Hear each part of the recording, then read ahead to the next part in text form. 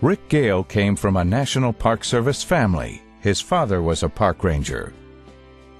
He attended the University of Oklahoma and graduated with a history degree from California State University. He taught advanced fire command courses, and when he retired in 2002, he was Chief of Fire, Aviation, and Emergency Response for the National Park Service. During 1988, Rick spent 7 weeks as an area commander in West Yellowstone, Montana.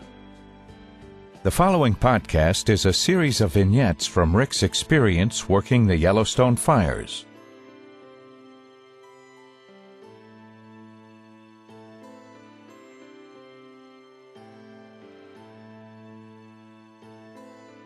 I think the biggest challenge was that it was too big to really do. I mean, both in terms of geographic, I don't remember exactly, but it was something like 100 miles east to west and almost 200 miles north to south. That's a huge piece of territory.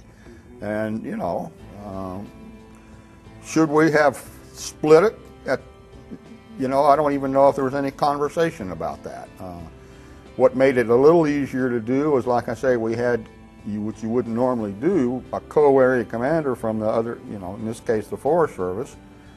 Now, normally you wouldn't have a co-area commander unless you were using a state agency or something like that. The feds would deal with their own, and I think that was absolutely vital, and I think any area commander you had talked to will tell you the same thing, that helped out having two of us sitting there.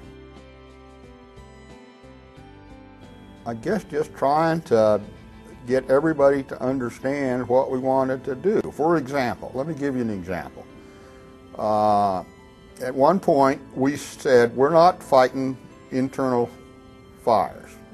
We're doing external only. Well, that's contrary to, that was done with a lot of forethought, but that's contrary to the way we normally do fire business. So we had to explain that and tell them why that was going on, both to the incident management teams and to the agency administrators. And the reason we couldn't do it is we weren't we weren't making any headway, and B, we didn't have enough suppression resources to accomplish that.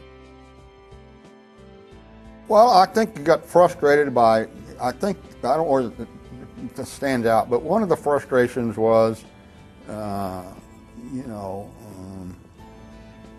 people talking to you. In other words, I never forget,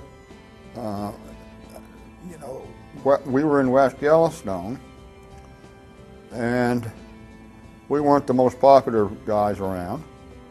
And, I remember saying, I think probably to Ken Dittmer, I said, is our money somewhat for a different kind of green? And, we're putting a lot of money into that operation. Were they frustrated because they couldn't, the park was closed and this, that, and of course they were. I understand that. But those kinds of things were, but again, you just had to say that, okay, that goes with the territory, and just keep on keeping on. Well, remember when things get tough, always remember that all fires eventually go out.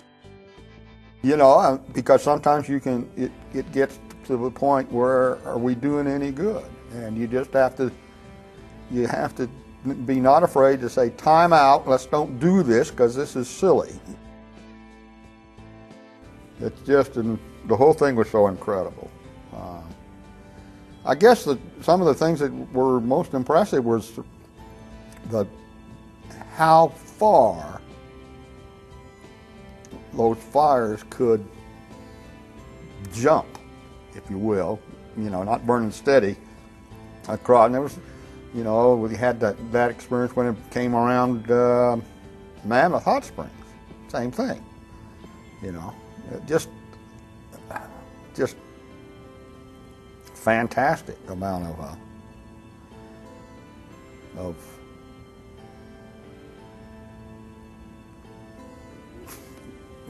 you just don't see that very often.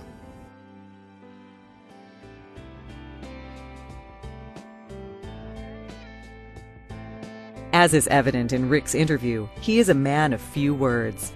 Yet even in these short, succinct statements, Rick displays a lifetime's worth of fire knowledge and wisdom. Take a moment to reflect on each vignette.